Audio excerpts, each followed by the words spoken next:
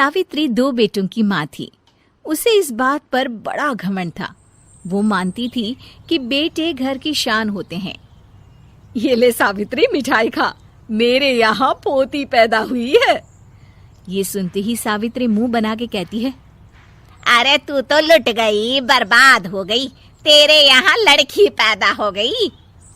अरे तू ऐसा क्यों कह रही है, मैं तो बहुत खुश हूँ। अरे जब तेरी पोती के पीछे तुझे खर्चे पर खर्चे करने पड़ेंगे ना, तब ये तेरी सारी खुशी गम में बदल जाएगी। पहले लड़की की पढ़ाई लिखाई का खर्चा, फिर उसकी शादी का खर्चा। अरे आजकल की शादियाँ कितनी महंगी हो गई है। गहने बनाओ, लाखों रुपए पानी की तरह बह जाते हैं। लड़कियाँ तो सिर्फ खर्चा करवाने के लिए ही पैदा होती हैं। इस तरह लड़कियों के प्रति अपने विचार व्यक्त करते हुए सावित्री ममता को लंबा चौड़ा भाषण देके चली जाती है। अब तो आप लोग इस कहानी में सावित्री देवी का पात्र अच्छी तरह समझ ही गए होंगे।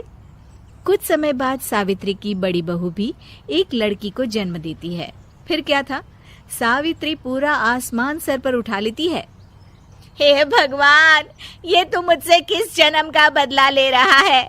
अरे मैं तो मंदिर में रोज आकर तुझसे कहती तो थी कि मुझे एक पोता चाहिए, और तूने मुझे पोती दे दी। इतनी मिठाइयाँ और प्रसाद चढ़ाने का क्या फायदा हुआ?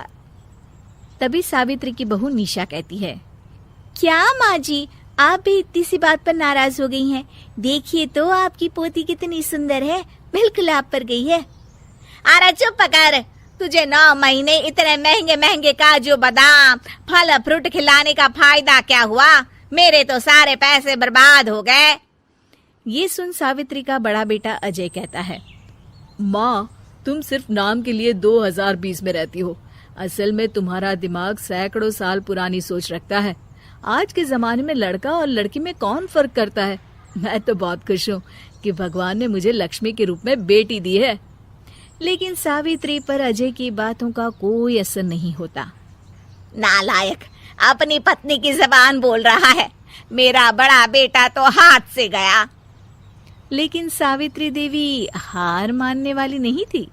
वो पोते की चाह में अपने छोटे बेटे विजय की शादी करवा देती है। कुछ समय बाद आखिरकार वो दिन आ ही जाता है जब सावित्री की छोटी बहू गर्भवती हो जाती है। सावित्री इतनी खुश हो जाती है कि वो बच्चे के जन्म से पहले ही सारे मोहल्ले में ढिंढोरा पीटने लगती है। ये क्या सावित्री, तू तो पोते के जन्म से पहले ही मिठाई बांट रही है। पहले पोता पैदा तो होने दे, और फिर क्या पता अगर पोते की जगह पोती पैदा हो गई तो। ये सुन सावित्री चिढ़ जाती है। अरे अपनी काली जबान मत चला, मेरी मिठाई खा के मेरा ही बुरा सोच रही है। बड़ी आई, ला मेरी मिठाई वापस कर। देख लेना, इस बार मेरे यहाँ पोता पैदा होगा, पोता। लेकिन ठीक इसका उल्टा होता है। सावित्री की छोटी बहू भी एक लड़की को जन्म देती है। सावित्री फिर से रोना धोना शुरू कर देती है और अपनी छोटी बहू को कोसते हुए भला बुरा कहने लगती है। देखते ही देखते ये सावित्री की रोज की आदत हो जाती है। एक दिन उसकी इस आदत से परेशान होकर विजय अपने भाई अजय से कहता है, भैया, माँ खुद एक औरत होकर हमारी बेटियों को पसंद नहीं करती, उल्टा उन्हें रोज कोसती रहती है। मुझे माँ की यह आदत बिल्कुल पसंद नहीं आती। अरे तू ठीक कहता है, मैं भी अब माँ से तंग आ गया हूँ। अच्छा, तो अब तुम दोनों इस तरह पीठ पीछे मेरी बुराई भी करने लग गए हो? नहीं माँ, हम चाहते हैं कि घर में शांति बनी रहे। हमें हमारी बेटियाँ बहुत प्यारी है। मैं नहीं चाहता कि वह तुम्हारे ताने सुन सुन कर बड़ी हो, और इसीलिए हम दोनों ये घर छोड़कर चले जाएंगे। हाँ माँ, मैं भैया की बात से सहमत हूँ। जब तुम इस घर में अकेली रहोगी तब तुम्हें अपनों की कीमत का एहसास होगा।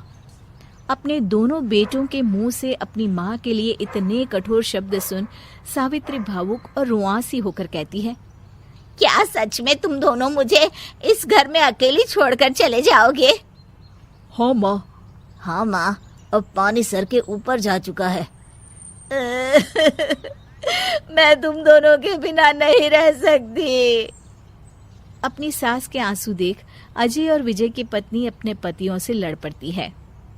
अरे जिसे जाना है वो जाए, मैं माँ जी को छोड़कर कहीं नहीं जाने वाली। भाभी, आप ये क्या कह रही हैं? वही जो तुम सुन रहे हो, दीदी बिल्कुल सही कह रही है। हम बेटियों के संस्कार हमें सिखाते हैं कि सास माँ समान नहीं बल्कि माँ ही होती है और उस माँ की जिंदगी भर सेवा की जाती है। बेटे अपना फर्ज भूल सकते हैं, लेकिन बेटियां नहीं। आप दोनों शौक से जा सकते हैं। माँ जी, हम दोनों के रहते आपको किसी बात की फिक्र करने की जरूरत नहीं। फिर क्या था, सावित्री के ऊपर छाए बेटों के घमंड के बादल उसकी बेटी स्वरूप बहुओं के तेज के आगे आंसू के रूप में परिवर्तित होकर सावित्री की आंखों से बहने लगते हैं और वो उन दोनों को गले लगा लेती है।